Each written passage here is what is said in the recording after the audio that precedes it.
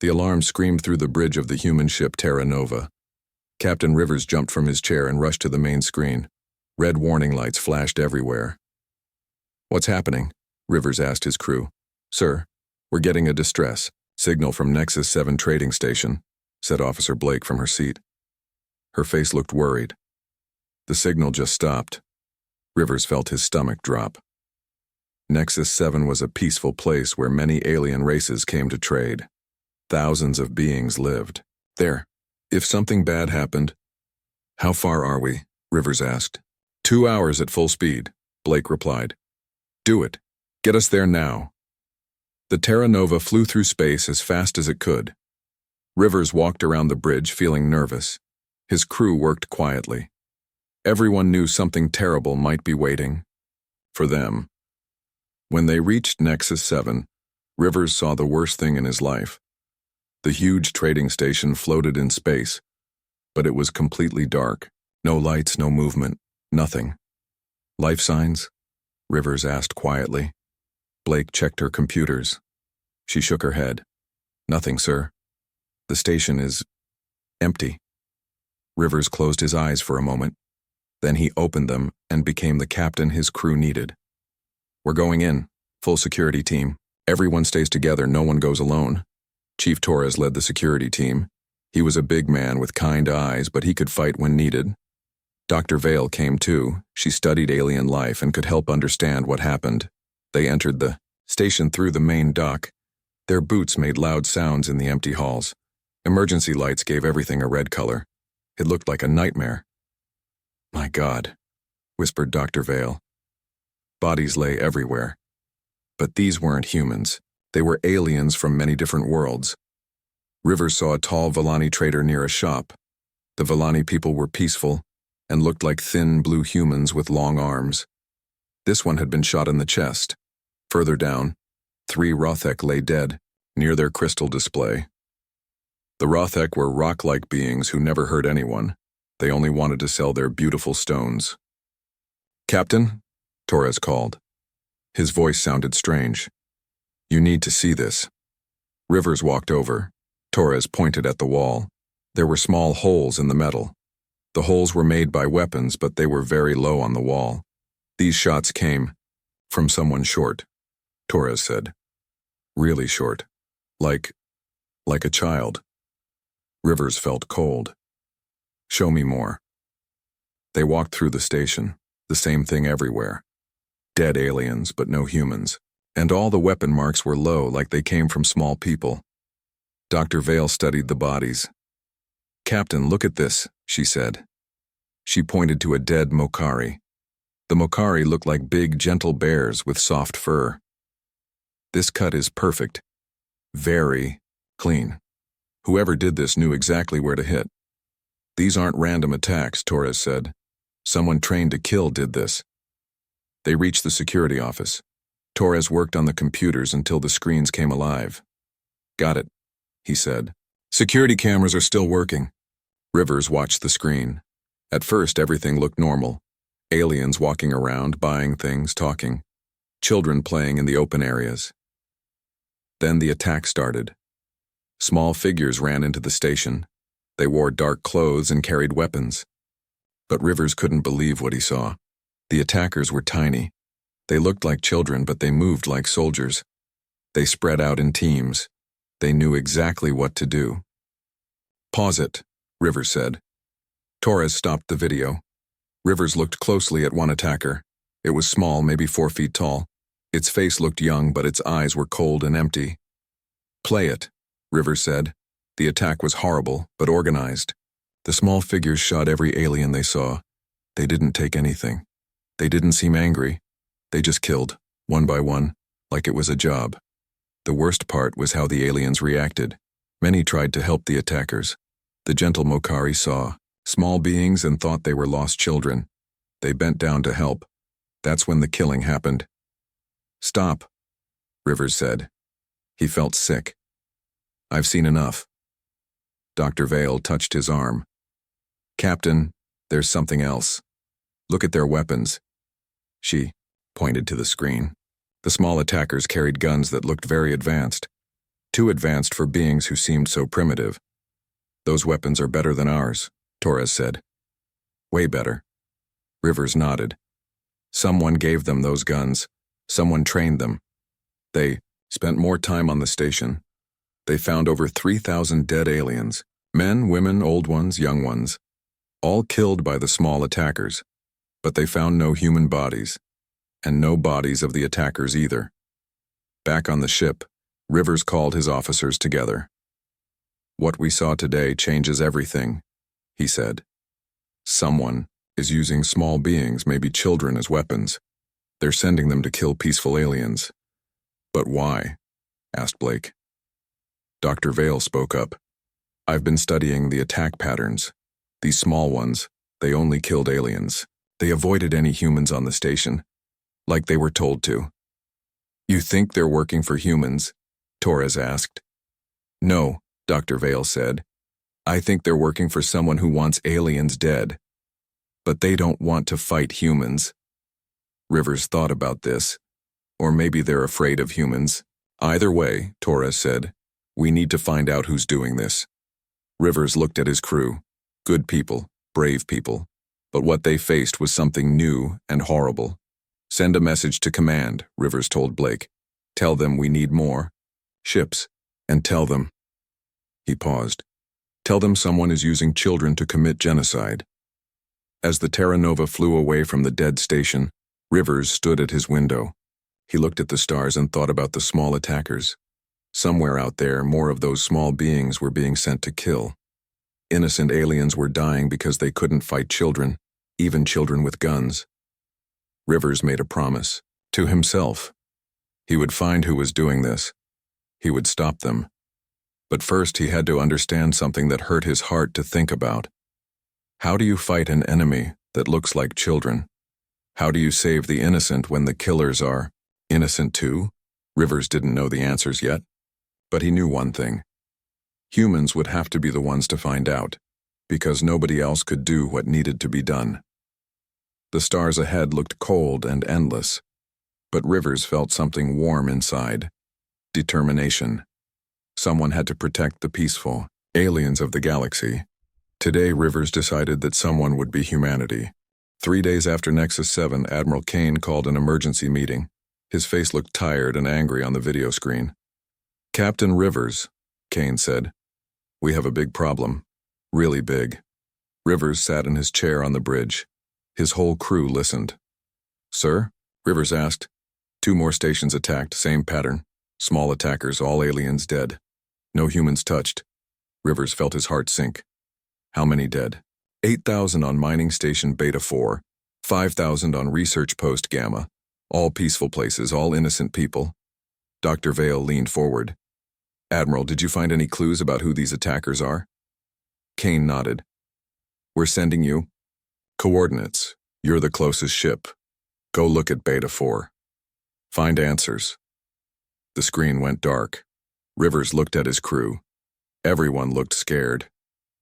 Blake, set course for Beta 4, Rivers said. Full speed.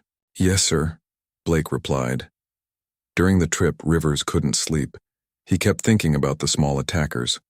Who were they? Why did they only kill aliens? When they reached Beta 4, it was the same horror as Nexus 7. Dark station. No life. Bodies. Everywhere. But this time, Torres found something new. Captain, look at this, Torres said. He was in the station's computer room. I found a security alert from before the attack. Rivers walked over. On the screen was a message. Warning. Small craft approaching. Unknown design. Do not respond to hails. Play the security video, Rivers said. The video showed small ships coming to the station. They looked strange. Not like any human ships or alien ships Rivers knew. The ships opened. Small figures came out. Just like at Nexus 7, but this time Rivers saw something important.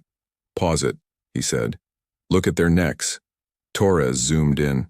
Each small attacker wore a metal collar around their neck. Control collars, Dr. Vale whispered. Someone is controlling them. Rivers felt sick. Keep playing. The attack was the same. Quick. Organized. Deadly. The small figures killed every alien they found. But when they saw 2 human miners, they walked right past them. After the video ended, Rivers called his team together.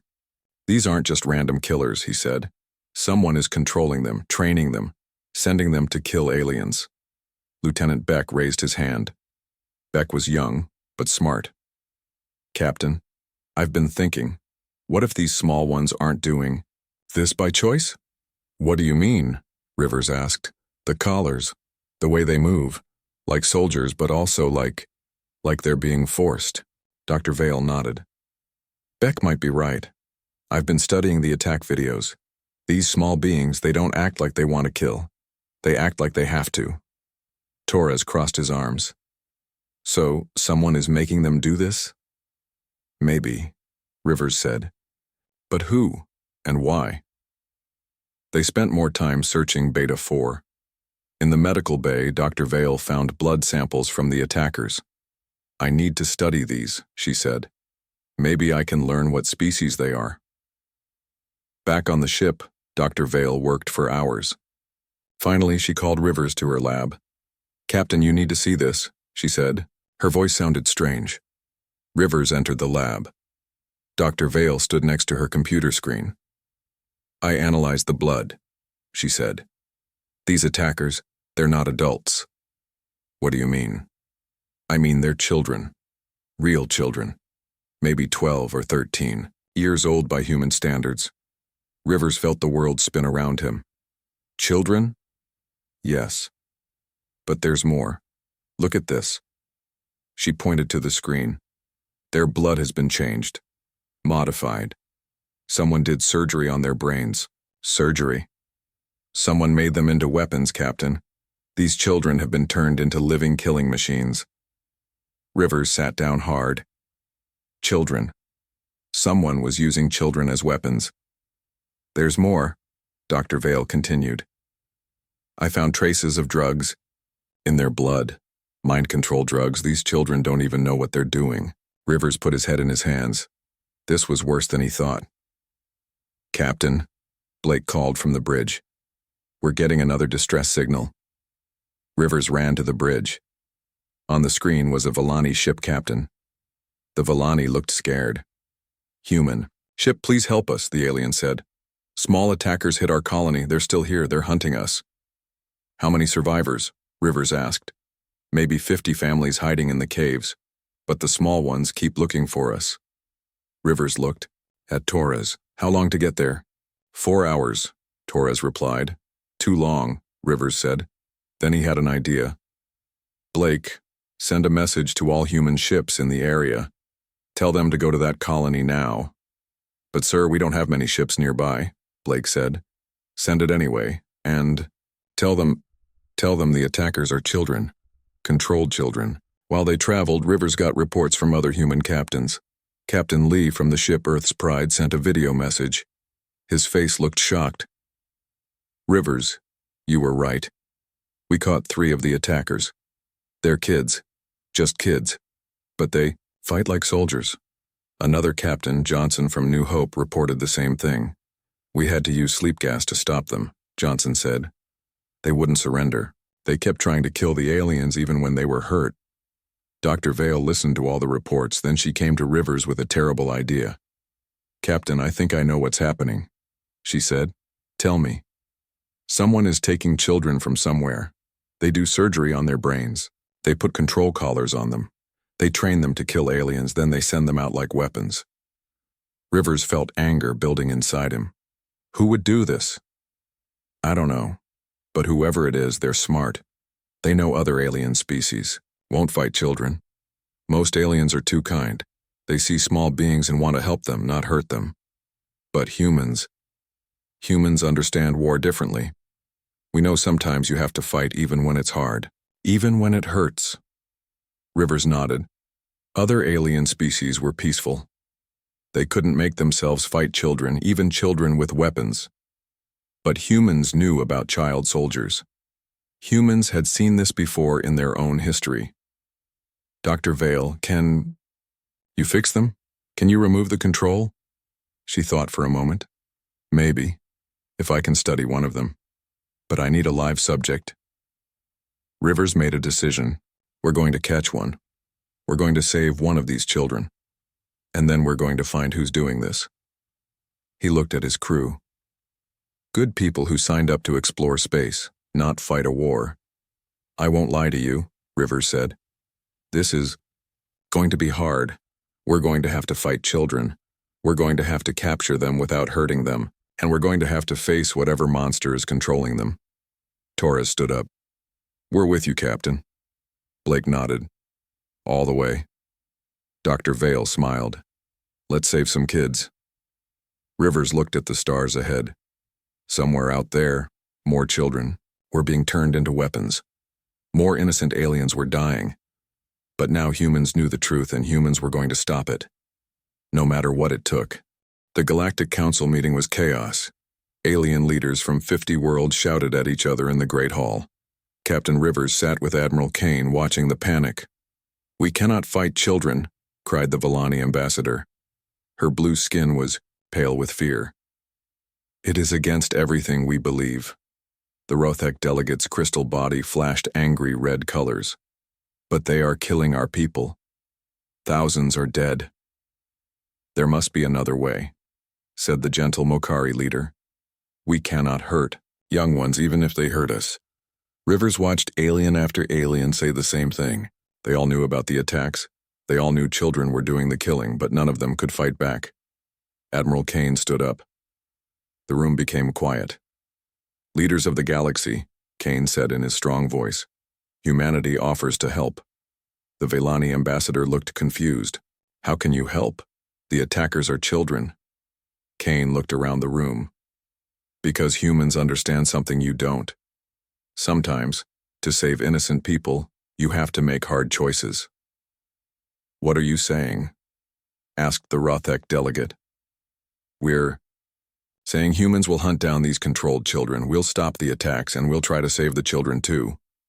The room exploded with noise. Some aliens were angry. Some were scared. Some were hopeful. You would fight children? The Mokari leader asked, shocked. Rivers stood up next. We would save children. There's a difference. 3 days later, Rivers led a team of 5 human ships to the outer rim. Intelligence. Reports said the child attackers came from that area.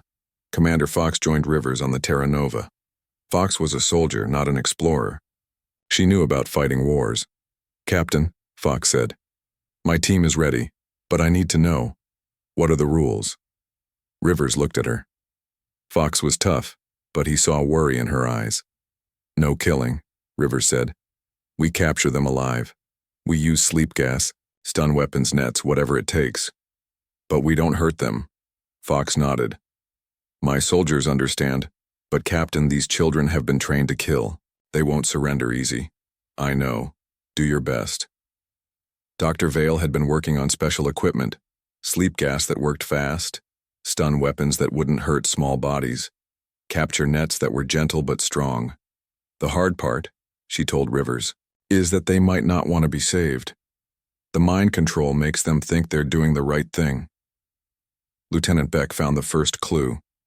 His ship, Earth's Shield, discovered a small base on a dead planet.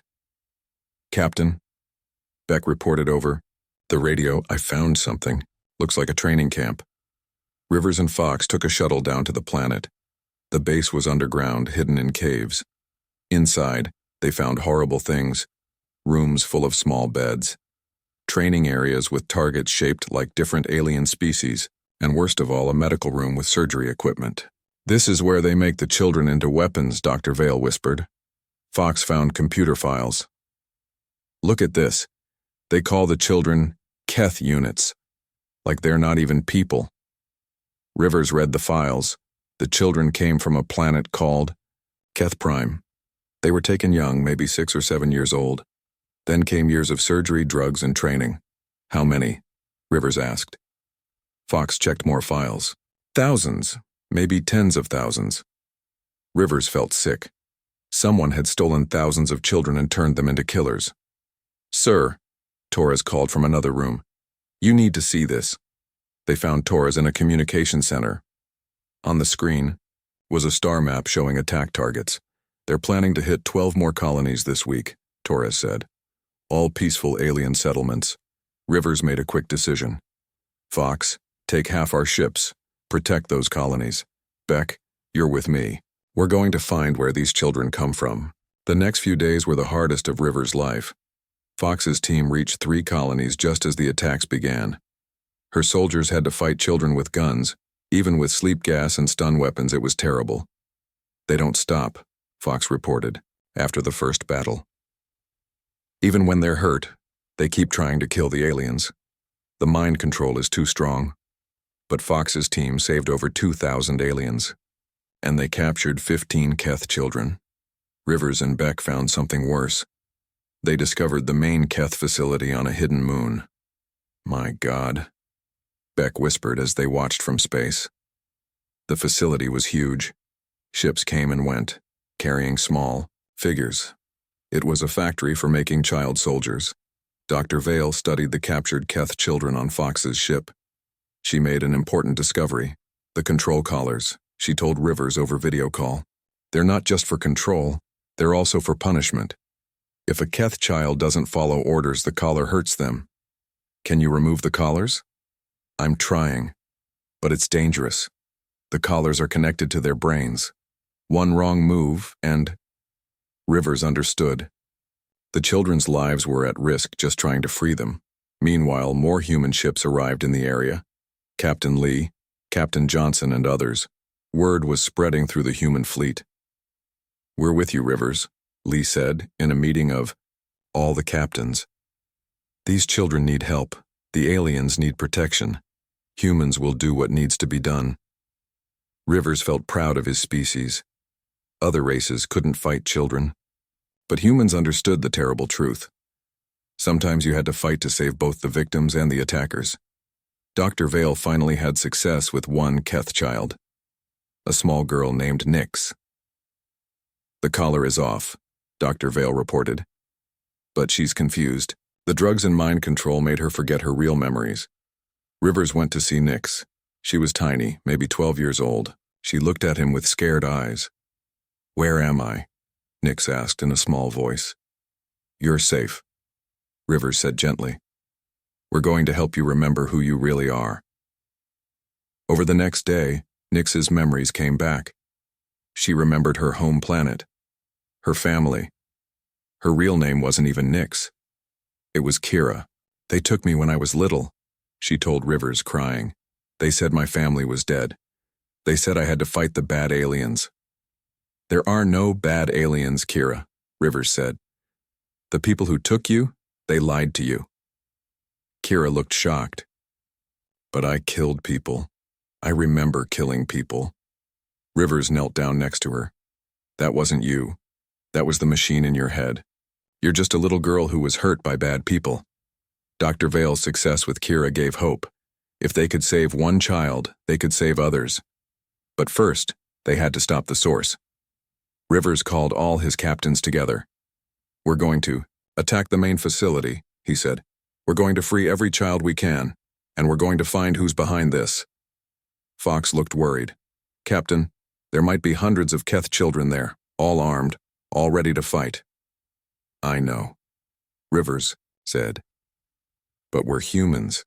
We don't give up on children, even when those children are trying to kill us. The other captains nodded. They were scared, but they were ready. One more thing, Rivers said. When we find the people controlling these children, we're not going to be gentle. They turned children into weapons. They made them kill innocent people. What are you saying? Beck asked. Rivers' eyes were hard as steel. I'm saying some people don't deserve mercy, and humans know the difference.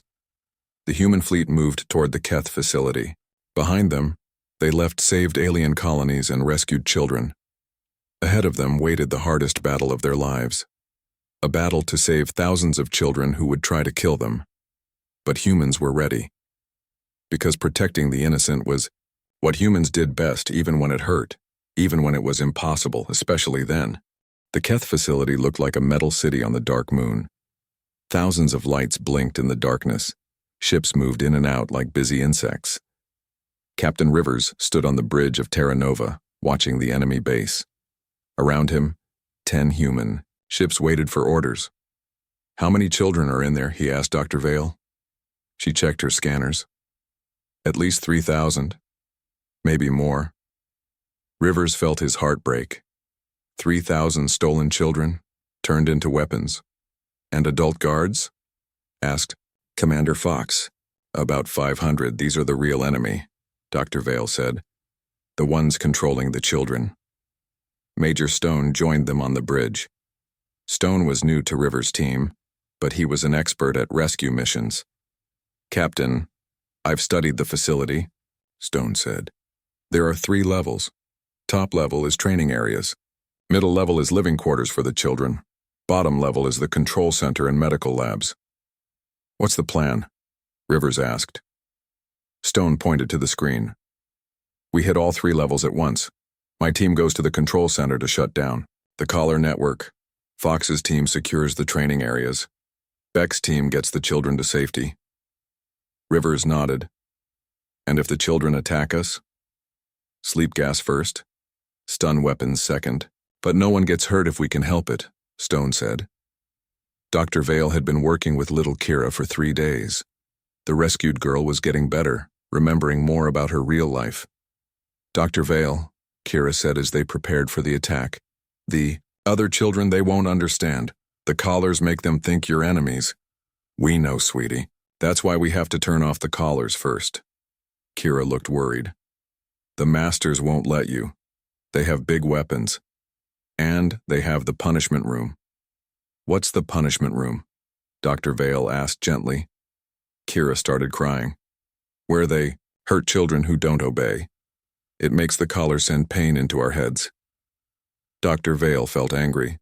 These masters were monsters. The human fleet moved closer to the facility. Rivers hoped they could do this quietly, but alarms started screaming. "They know we're here," Blake reported. Suddenly, small ships poured out of the facility. Keth attack ships piloted by children. "All ships, remember the rules," Rivers announced. "Disable only. These are kids flying those ships." The space battle was horrible. Human ships used special weapons that shut down engines without exploding ships. But the Keth children fought with no fear of death. "Captain," Torres called, "3 Keth ships are trying to ram us." Rivers watched small ships flying, straight at human vessels. The children inside would rather die than fail their mission. "Use the sleep gas missiles," Rivers ordered. "Knock out the pilots before they hit us." It worked. Gas filled the Keth ships. The children fell asleep at their controls. Human ships caught the drifting vessels with tractor beams. While the space battle continued, Major Stone's team reached the facility in shuttlecraft. They landed inside the base through a cargo door. Immediately, adult guards started shooting at them. These weren't children. These were the real enemy. Stone's soldiers fought back with full force. The guards wore strange armor and had weapons Stone had never seen before. "What are these things?" Sergeant Wells asked, diving behind cover. Stone looked at a dead guard. The face wasn't human or any alien species he knew. "Dr. Vale, are you seeing this?" He called on his radio. Dr. Vale studied the images Stone sent. "Those aren't any known species. Someone created them. Like they created the Keth weapons." Stone's team fought their way deeper into the facility. The guards were tough, but humans were tougher. Meanwhile, Commander Fox's team reached the training levels. What they found made them sick. Hundreds of Keth children, all with weapons, all attacking the human soldiers. "Sleep gas now," Fox ordered. Her soldiers fired gas canisters. Most children fell asleep quickly, but some had masks and kept fighting. Fox watched a tiny Keth child, maybe 8 years old, trying to shoot her with a rifle bigger than the child was. "I'm sorry, little one," Fox whispered. She used her stun weapon. The child fell down, unconscious, but alive. Lieutenant Beck's team had the hardest job. They had to get sleeping children out of the facility while battles raged around them. "There are too many," Beck reported. "We need more ships." "Help is coming," Rivers replied. 3 more human ships arrived. Captain Lee and Captain Johnson brought medical teams and transport ships. "Let's get these kids home," Lee said. But they didn't know where home was. The Keth children came from many different worlds. The masters had stolen them from across the galaxy. Down in the control center, Major Stone found something amazing and terrible. The facility wasn't just for making child soldiers. It was a research center. "Captain Rivers," Stone called on the radio. "You need to see this. I'm sending you video." Rivers watched Stone's camera feed. The control center was huge, filled with computers and strange machines, but the worst part was the screens showing other facilities. "There are more," Stone said. "Lots more. This is just one base of many." Rivers felt cold. "How many?" "At least 20 facilities like this one. Maybe more." Dr. Vale found something else in the computer files. "Captain, I know who's behind this. They call themselves the Hegemon." "What are they?" "An old race. Very advanced. They think they're better than everyone else. They want to rule the galaxy, but they don't want to fight directly. So they use children as weapons. Yes, they steal children, modify them, and send them to kill other species. When the galaxy is weak enough, the Hegemon will take over." Rivers felt rage building inside him. The Hegemon were cowards who hurt children to win wars. Stone reached the main control room.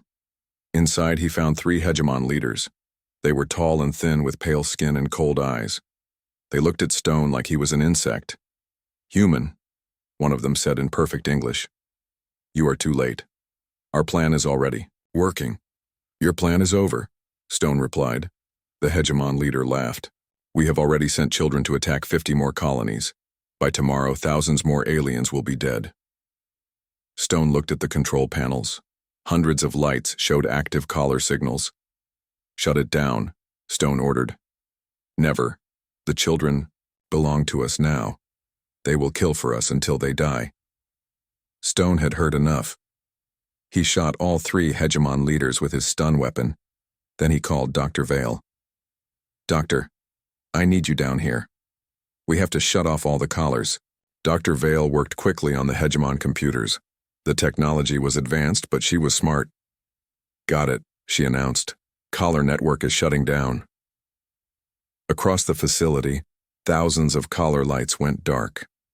In the medical bay of Terra Nova, little Kira suddenly smiled. "They're free," she whispered. "I can feel it. All the children are free." All over the galaxy, Keith children stopped fighting. Their minds cleared for the first time in years. Many started crying as their real memories came back. On the colonies, under attack, human soldiers found something amazing. The Keth children put down their weapons and asked for help. "What's happening to us?" a small Keth boy asked Captain Johnson. "Where are we? Where are our families?" Rivers felt tears in his eyes. Thousands of children were finally free. But the job wasn't finished. "All ships, this is Captain Rivers. We've broken the collar network. Now we save every child we can find." The rescue operation began. Human ships spread across the galaxy, finding Keth children and bringing them to safety. Dr. Vale worked day and night, helping children remember their real names and homes. Major Stone destroyed the Hegemon facility completely. Nothing would ever be built there again. But Rivers knew this was just the beginning. 20 more facilities were out there. The Hegemon weren't finished, and somewhere in space, the real leaders of the Hegemon were planning revenge. The children were free. But the war wasn't over. Humans had won this battle. Now they had to win the war. For the children, for the innocent aliens, for everyone who couldn't protect themselves. Because that's what humans did. They protected people who needed help, even when it was hard. Even when it hurt, especially then. 6 months after the first Keth facility was destroyed, Captain Rivers stood in a place he never thought he would see. A school. But this wasn't just any school. This was Hope Station, built by humans in the Outer Rim. Here, rescued Keth children learned to be children again. "Captain Rivers," a small voice called. Rivers turned and smiled. Little Kira ran toward him, but she looked different now. Her eyes were bright and happy. She wore normal clothes instead of battle armor. "Hello, Kira," Rivers said, kneeling down to her level. "How are you feeling?" Much better, she said with a big smile. Specialist Reed is teaching us how to paint. Want to see my picture? Rivers followed Kira to the art room. On the wall hung hundreds of paintings made by Keth children. Most showed happy families, bright flowers, and peaceful planets. Specialist Reed waved at Rivers. Reed was a therapist who worked with traumatized children. She had been helping the rescued Keth for months. The children are healing faster than we hoped, Reed told Rivers. Once their real memories came back, most of them wanted to forget the bad times. How many have we saved so far? Rivers asked. Almost 8,000, and more every week. It had been a hard 6 months. After destroying the first facility, human ships hunted down the other hegemon bases. They found children on 19 different hidden stations. Some rescues were easy. The children surrendered as soon as their collars stopped working. Other rescues were battles. Some hegemon guards fought to the death rather than surrender their child soldiers. But humans never gave up. Captain Lee, Captain Johnson, Commander Fox, Major Stone, and dozens of other human officers led mission after mission. Dr. Vale became the galaxy's expert on removing hegemon mind control. She saved thousands of children with her medical skills. Dr. Vale, Rivers called as he walked through Hope Station's medical center. How's our special patient? Dr. Vale looked up from her work. Come see for yourself. In a special room sat a hegemon prisoner. Not one of the guards, but a real hegemon leader. His name was Vex, and he was over 300 years old. Human, Vex said when he saw Rivers. His voice was cold and angry. You have delayed our plans, but you cannot stop us. Your plans are finished, Rivers replied. We destroyed all your facilities. We freed all your child soldiers. Vex laughed, but it sounded mean. You found 20 facilities. We have 50 more. Rivers felt his blood turn cold. 50 more? You're lying. Am I? Right now our new children are being sent to attack the Centauri colonies. They will kill 10,000 aliens before your ships can reach them. Rivers ran to the communication center. He called Admiral Kane immediately. Admiral, we need ships at Centauri. Now. Already on it, Kane replied. We got warning from our scouts. Captain Martinez and her fleet are intercepting the attackers. How many children?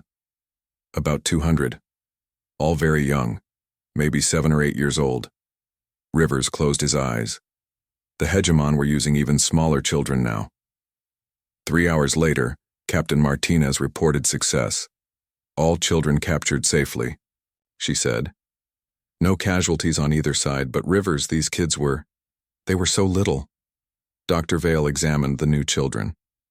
They were the youngest Keth soldiers ever found. The hegemon are getting desperate, she told Rivers. They're taking children at younger ages. It's easier to control their minds. Rivers felt sick, but he also felt determined. Then we stopped them faster. Over the next 3 months, humans launched the biggest rescue operation in galactic history. Every human ship, every human soldier, every human doctor joined the mission. They called it Operation Free Children. Lieutenant Beck, now promoted to captain, found 12 more hegemon facilities. Commander Fox, also promoted to captain, led rescue missions that saved 3,000 more children. Major Stone became Colonel Stone and trained special teams for fighting hegemon guards, but the most important work happened at places like Hope Station. Specialist Reed and her team helped children remember their real families. Many Keth children had been taken so young, they couldn't remember their home planets. We used genetic tests to find their families, Reed explained to a group of visiting alien ambassadors. Most families thought their children were dead. The reunions were beautiful. Rivers watched hundreds of families meet their stolen children for the first time in years. But some children had no families left. The hegemon had destroyed their home planets or killed their families. These children need new homes, Rivers told the Galactic Council. Many alien species volunteered to adopt Keth orphans. The gentle Mokari were especially good parents. Their patience helped traumatized children heal. The war against the hegemon lasted 2 years. In the end, humans found and destroyed 67 facilities. They rescued over 12,000 Keth children. But the most important victory wasn't military. Little Kira, now 9 years old, stood before the Galactic Council. She spoke for all the rescued children. "The humans saved us," she said in her clear voice. "Not just from the masters, but from becoming monsters. They fought us when they had to. They healed us when they could. They never gave up on us." The alien leaders listened carefully. "We want to thank all humans," Kira continued, "and we want to help other children if this ever happens again." Rivers watched from the audience, feeling proud. After the speech, the Galactic Council voted. They asked humans to create a new organization, the Galactic Child Protection Force. "You understand what others cannot," the Villani ambassador said. "You know how to save children from being used as weapons." Admiral Kane accepted the responsibility. "Humans will protect the children of the galaxy, we promise." 5 years later, Rivers visited Hope Station again. It had grown into a city. Thousands of former Keth children lived there, but now they were students, artists, and young adults. Many worked for the Child Protection Force, helping rescue other children in danger. Kira, now 14, was one of the best junior counselors. "Captain Rivers," she called, running up to him. She was taller now, but still had the same bright smile. "Hello, Kira. How's school?" "Wonderful. I'm learning to be a doctor like Dr. Vale. I want to help heal children's minds."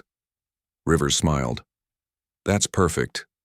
They walked together through the station. Former Keth children played in parks, studied in schools, and worked in shops. They looked like normal, happy kids. "Captain," Kira said quietly, "sometimes I have nightmares about the old days, about the things I did when the masters controlled me." Rivers stopped walking. "Do you want to talk about it?" "I remember killing people. Innocent people. How do I live with that?" Rivers knelt down to look at her. "Kira, that wasn't you. That was the machine in your head. You were just a little girl who was hurt by evil people. But I still remember."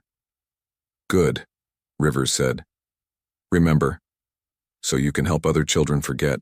Remember, so you can stop it from happening again." Kira nodded. "That's why I want to be a doctor, to help. And that's why humans will always protect children like you." As they continued walking, Rivers thought about the future. The hegemon were gone, but other threats would come. Other people might try to hurt children, but humans would be ready. They had learned something important during the Keth crisis. Sometimes protecting the innocent meant fighting them. Sometimes saving children meant hurting the people who controlled them. Sometimes doing the right thing was the hardest thing in the galaxy. Other alien species were too gentle to make these hard choices, but humans understood. Humans knew that true strength wasn't about having the biggest weapons or the fastest ships. True strength was about protecting those who couldn't protect themselves, even when it hurt, even when it was impossible. Especially, then Rivers looked at Kira, now laughing with her friends. A little girl who had been turned into a weapon, then saved by people who refused to give up on her. That was humanity's greatest victory. Not defeating the hegemon. Not destroying their facilities, giving children back their childhood, giving them hope, giving them a future, and promising that humans would always stand guard, protecting the innocent children of the galaxy. Forever.